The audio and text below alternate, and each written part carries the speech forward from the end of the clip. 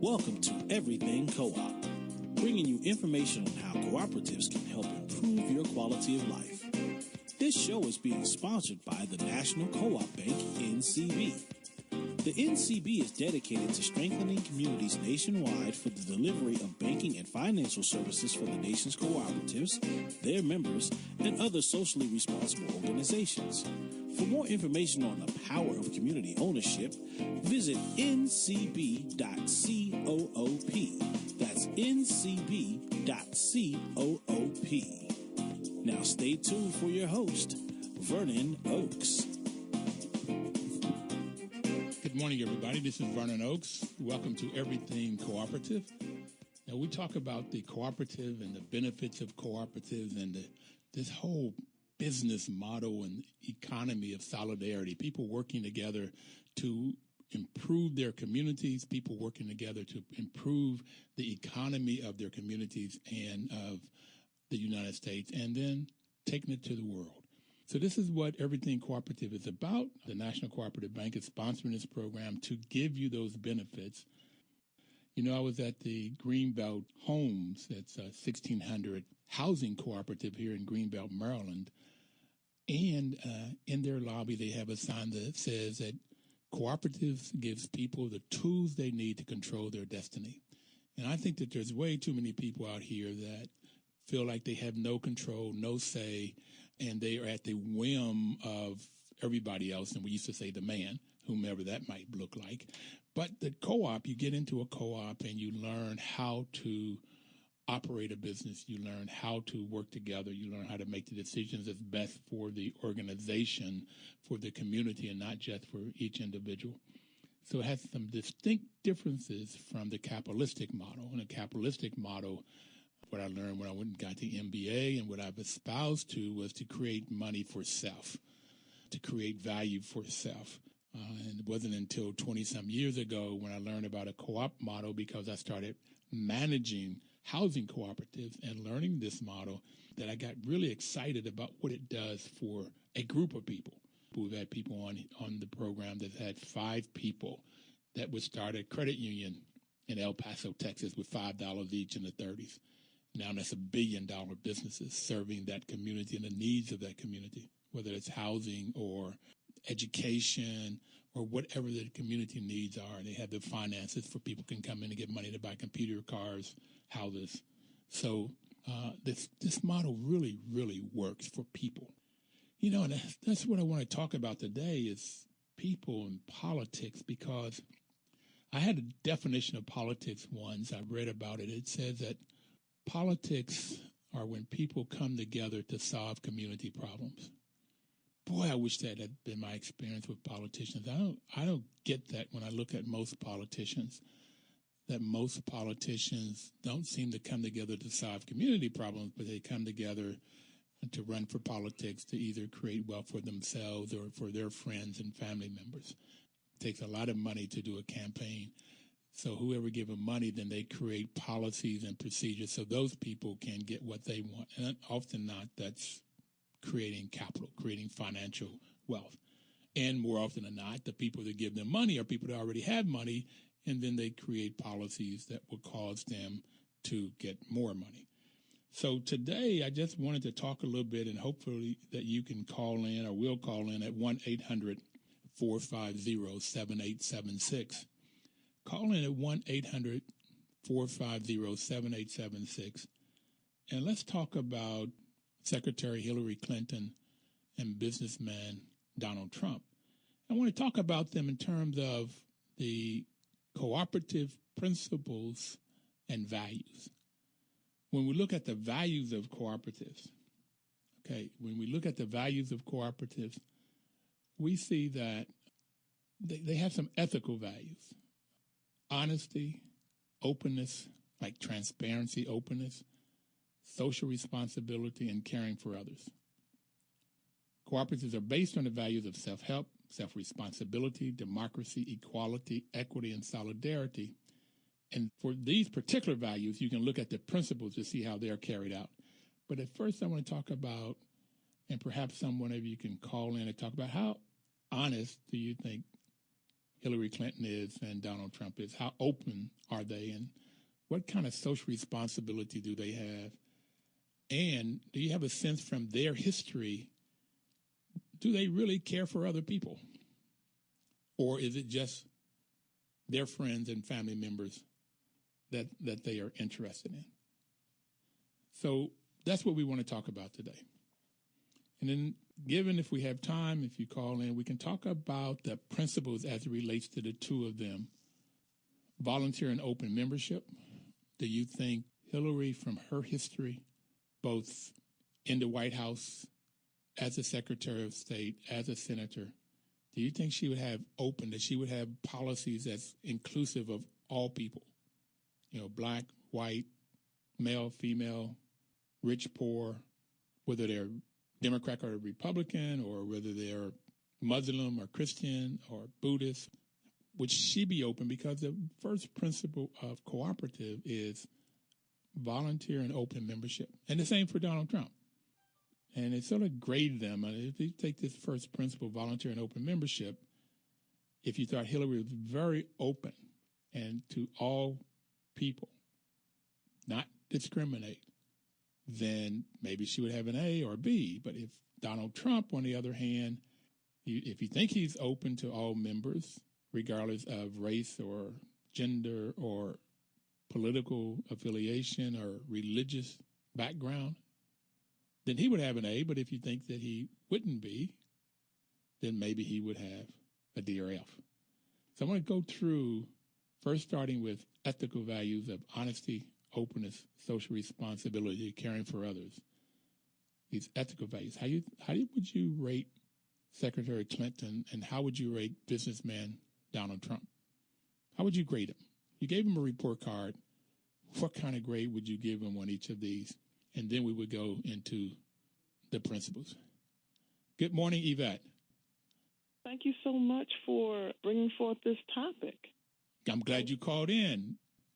How would you grade Secretary Clinton and businessman Trump on honesty? Well, I would actually give Secretary Clinton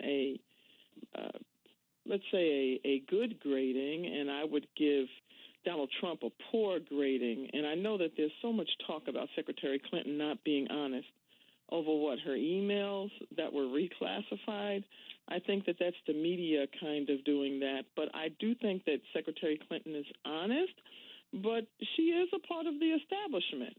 And that's where people talk about dishonesty. I think she's just very, very much herself, but happens to be a continuation of what we've had in the past in the Democratic Party. And I might remind folks that Bill Clinton did balance the budget and leave us with a surplus. And I think that the reason I say Trump is give him a poor is because he says that he has ethics and he has money and he has that, but he wouldn't even release his taxes.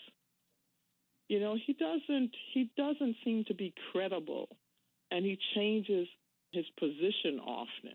You know, Secretary Clinton was a part of she was with the Children's Defense Fund, just as John Lewis said, he saw her marching before Clinton ever ran. And for Donald Trump, I don't see him in anything that's progressive. So I just think that he lacks integrity and that she's very honest.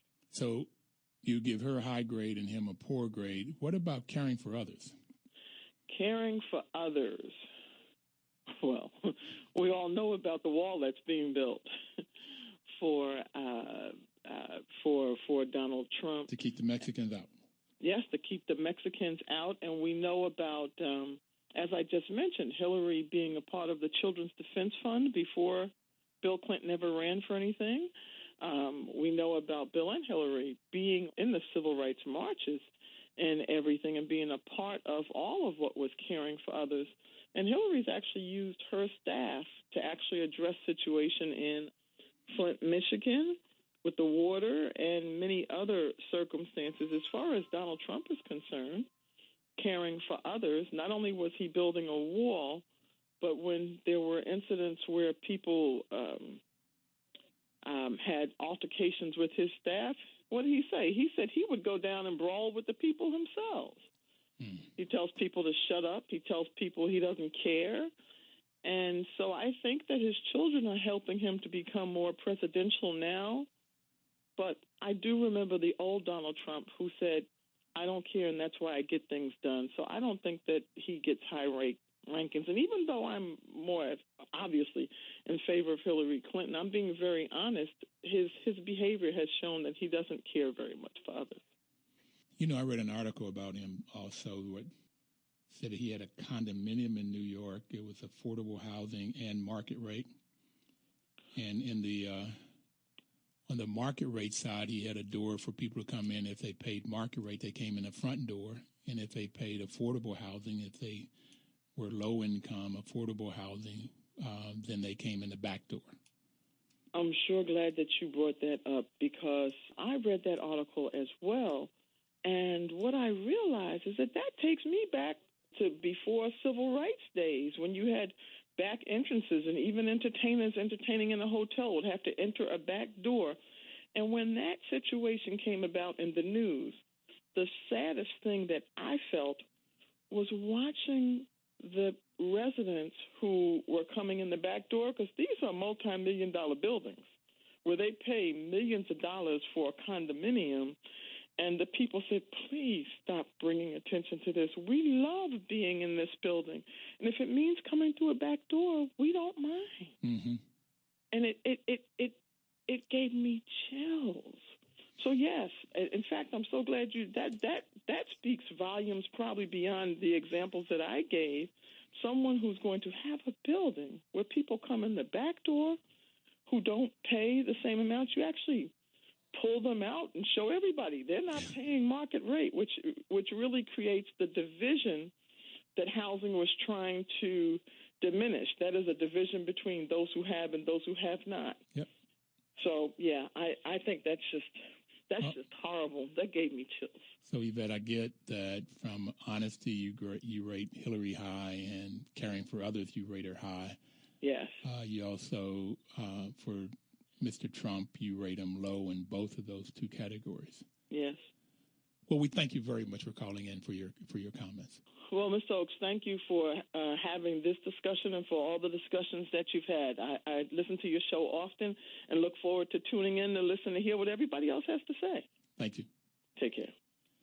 And with Yvette talking about the two of them is exactly what I'm hoping that others would call in at 1-800-450-7876. 4-500-7876 so we can have this discussion. And right now we're going to take our first break, and then we'll come back and have more conversation on the report card between Hillary and Donald. 1450 WOL. Information is power. You know, we really hope that you would get out and vote. But before you go to vote in November, please get a lot of information. One of the things I like about cooperatives when they go to housing co-ops or food co-ops, and you find that the members, they learn. They have to be informed in order to make good decisions that's best for the group, good decisions that's best for the community. And one of the ways that they get this information is through education, training, and information, which is the fifth principle. One of the things I liked about Sanders' campaign was he was going to make college tuition free for state schools. Getting knowledge out to people so that they can get informed, and by getting informed, they can make intelligent, informed decisions. So whether you're for a Democrat and for Hillary Clinton, or a Republican for Donald Trump, or no matter who you're for, please get the information. Please get educated on the issues and talk to your friends and family members, your children, your great nephews, and help them to get educated so they'll know what the issues are, because this election is going to impact. It's going to impact all of us in a mighty, mighty way. You know, there's something called vote.coop. And vote.coop, getting information for you cooperators, the National Rural Electric Cooperatives have put this webpage together to get cooperators to sign up that they will go vote. That's vote.coop.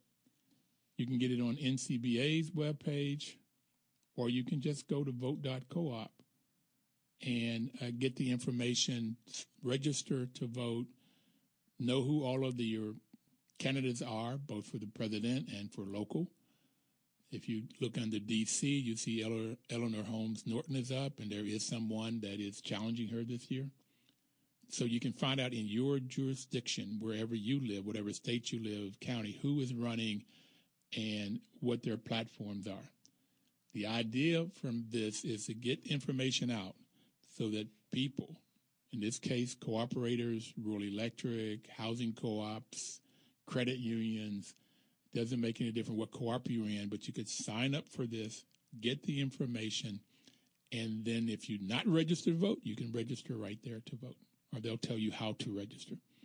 So please get the information about the persons that are running and what they stand for, if they're honest or not, if they are open and transparent, if they care for other people, if they care for our society, if they're social responsible people, if they're for the people or for a group of people, if they're for the masses, the labor, or if they're for the rich, the millionaires and billionaires. Well, who are they for? Sometimes somebody can be extremely honest about who they're with, what they're about, be extremely honest, and they're just not about what you might want them to be about or what you're for. Some people may say, look, I'm for billionaires. I think that they provide a lot of capital for our society, for our economy, and I think if they get money, that's what Reagan said, they'd give them money and reduce taxes and it'll trickle down. And he was real clear. That's what he was for, and that's what he was about. I just never saw it trickle down. It was sort of like it was a great idea. It sounded wonderful. If the billionaires made a lot of money, that money would trickle down to the masses of people. Well, that just did not happen. End up with more poverty, less money for programs for people. So you can be honest, open, straight, but then your politics, who you are for, what you're about, may not be what you as an individual or I as an individual would want.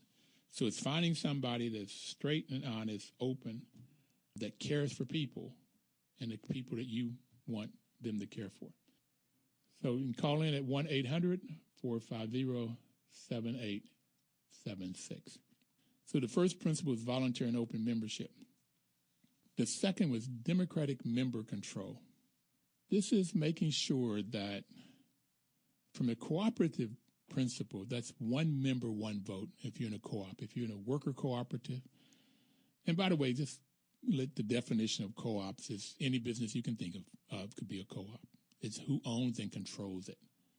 Who owns and controls the business. If it's owned and controlled by the workers, the employees, it's called a worker cooperative. So democratic member control for a worker cooperative is that each member would have one vote to set policies, to vote for a board of directors, to decide what major investments will happen, or when there's a surplus, decide how that surplus would be spent. One member, one vote. If it's owned and controlled by the people that uses the products or services, it's called a consumer cooperative. And you get that with credit unions and housing co-ops. You get it with some food co-ops. Food co-op could be either owned by the workers or by the people that buys the products and services. The shoppers could own it. And in some cases, it could be a hybrid where it's owned by both workers and consumers.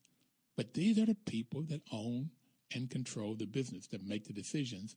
And wherever the members are, I think it was last week, we had Green Star Food Co-op, and they had both the workers and the members as owners. And then they made the decision. They voted on the board of directors. They had 1,200 members, I believe. 12,000 members, 12,000 members in Ithaca, New York, and they only had 29,000 people in Ithaca. So you had about 40%, 38 or so percent of the people in Ithaca belonged to that particular co-op, and they bought their food there. Very thriving, very nice cooperative, extremely friendly. I had a couple meals there in the last 2 weeks. So you get who owns and controls the business is what dictates what kind of co-op it is.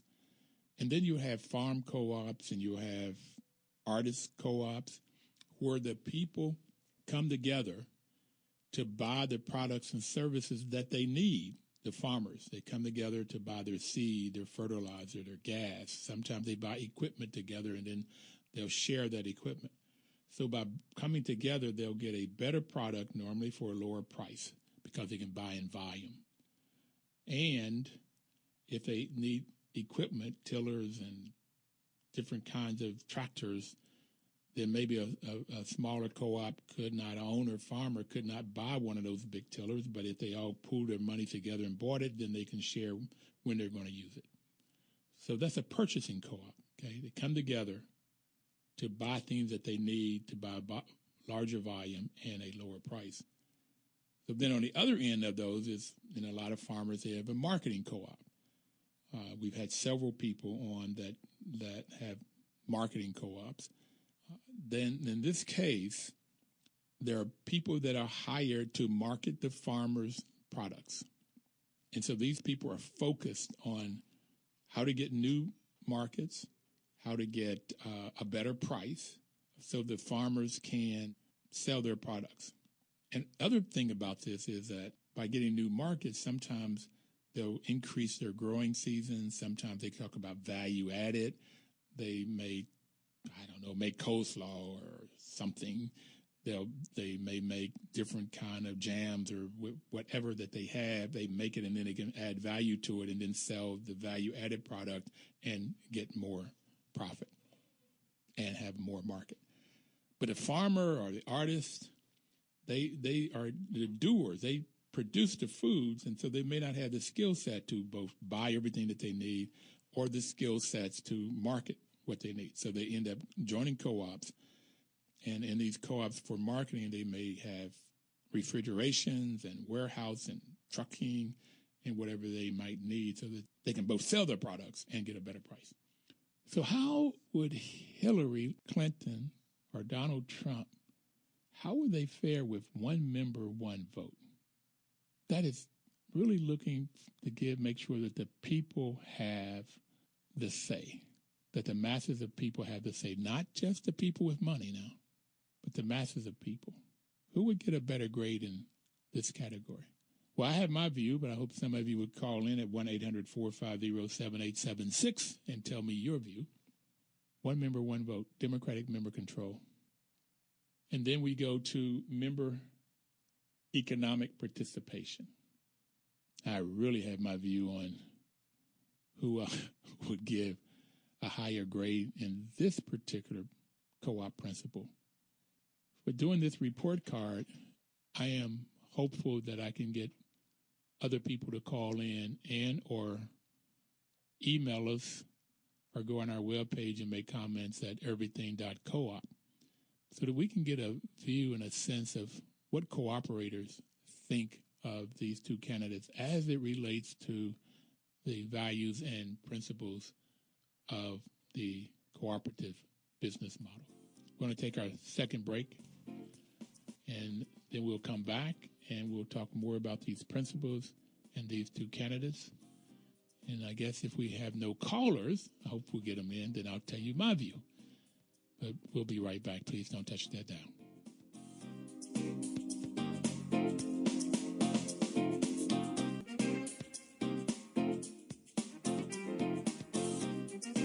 Welcome back, everybody. This is Vernon Oaks, Everything Cooperative. We're so glad you're listening in this morning.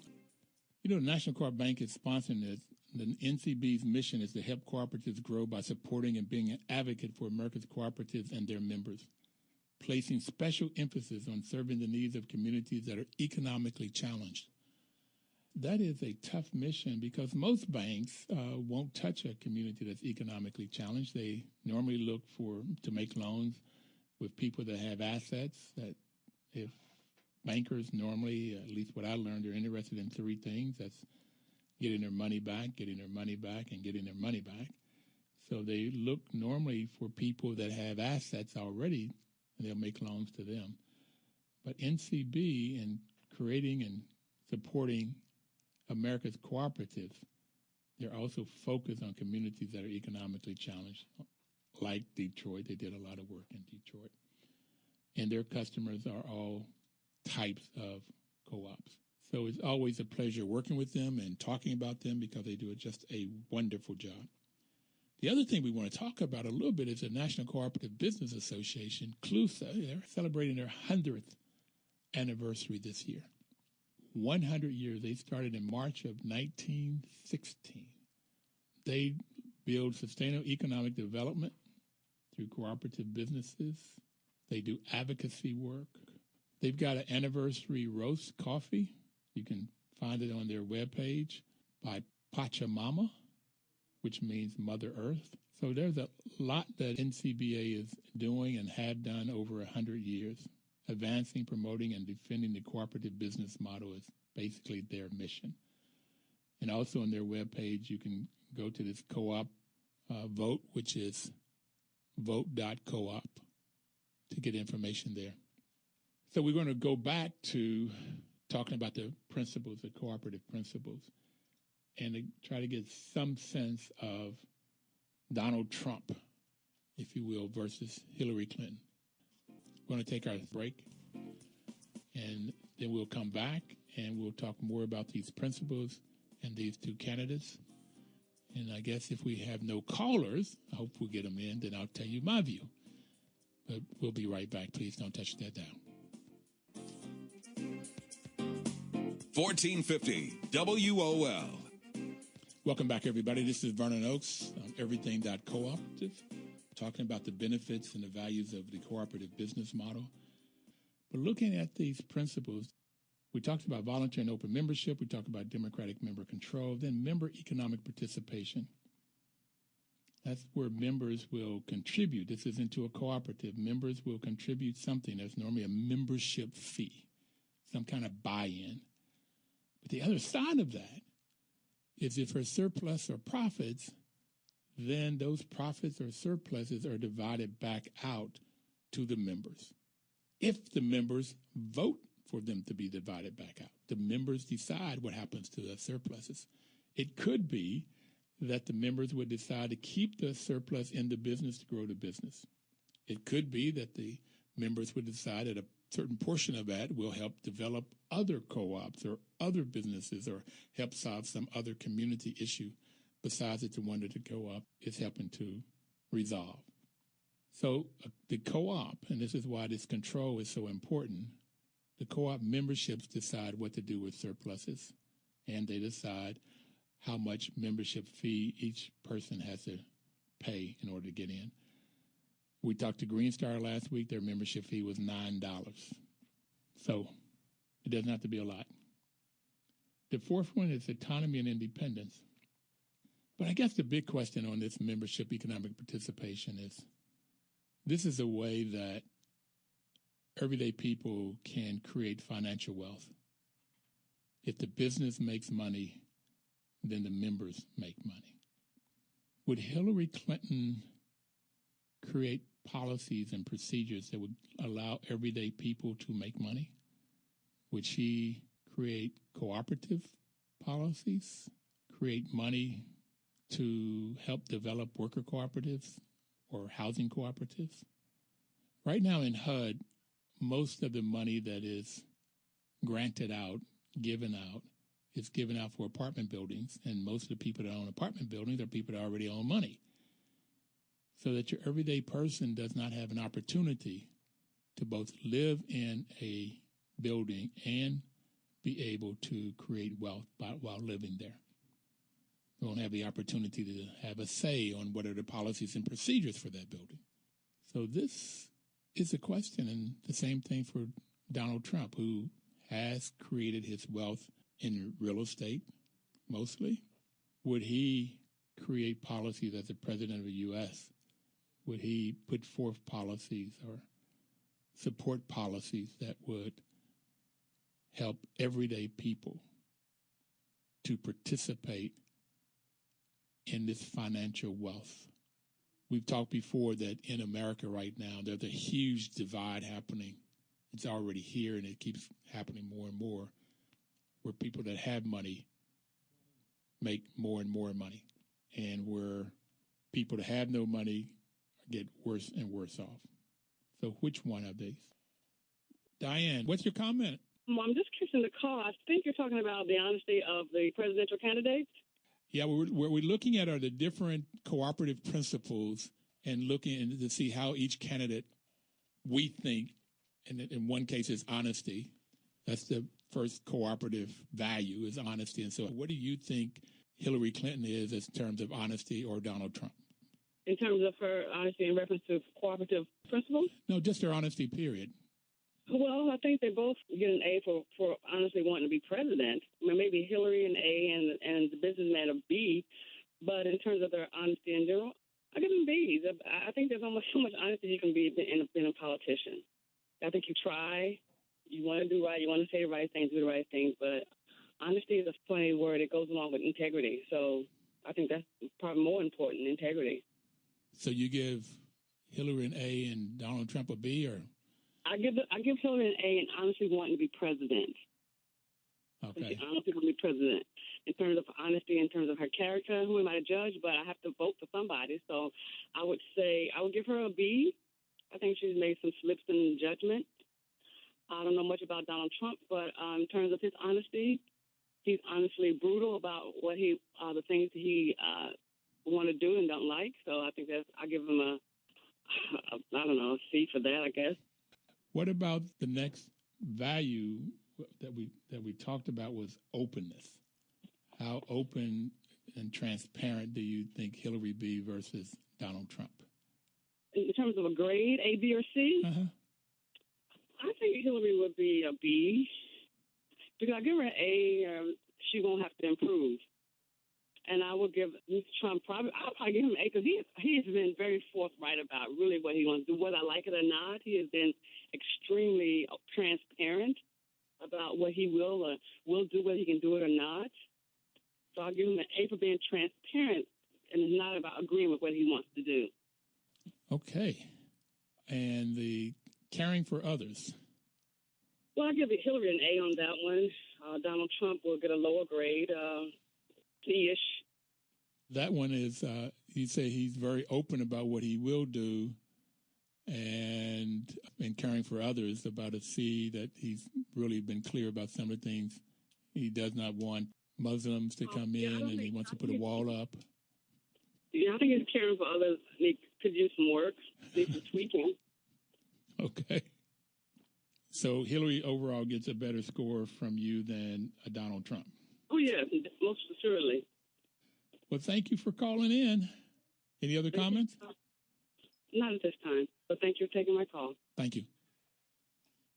You know, it's a very interesting comment that she said that he is open and transparent. He's brutal, was the word, about what he will do. And that is a very interesting way that, and he's honest about what he'll do. Okay. Just what he's honest about is clearly not caring for other people. Okay. Thanks a lot for those comments. Again, if you have any comments or any questions, you can call it 1-800-450-7876. And the fourth principle is autonomy and independence. Cooperatives are autonomous, self-help organizations controlled by their members. If they enter into agreements with governments or other organizations, including banks or anybody else that they raise capital, they must maintain their democratic control by the members.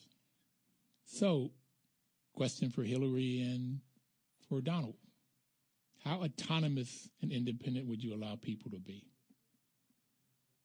Or would you try to put controls on them? Very, very interesting question. I don't really have an answer on that one for which one of them would do, how they would do. But I'm very concerned about number 5, education, training, and information, because that is the principle that I like most, to get people education, because that's where people get the tools to control their own destiny, The tool is in education. The tool is in information, understanding, and then making a choice and going into action. We know what Bernie Sanders' view is on education. That is, everybody should have it, and they should have access to it, and money should not be the reason that they don't have access to education. So he was putting forth, and President Obama put forth, community colleges should be free. So that's another way of getting folks to get to education, having the opportunity to go get the knowledge so they can make informed decisions. And I really thank Ronald for really backing that. We've got to get people out there, people in our communities, particularly those who are economically challenged. Got to get out and vote, get registered to vote, get out and vote. And the 6 principles: cooperation among cooperatives. They serve their members most effectively. As cooperatives serve their members most effectively and strengthen the cooperative movement by working together through local, national, regional, and international structures like NCBA.CLUSA. NCBA-CLUSA is sort of the umbrella organization from the U.S.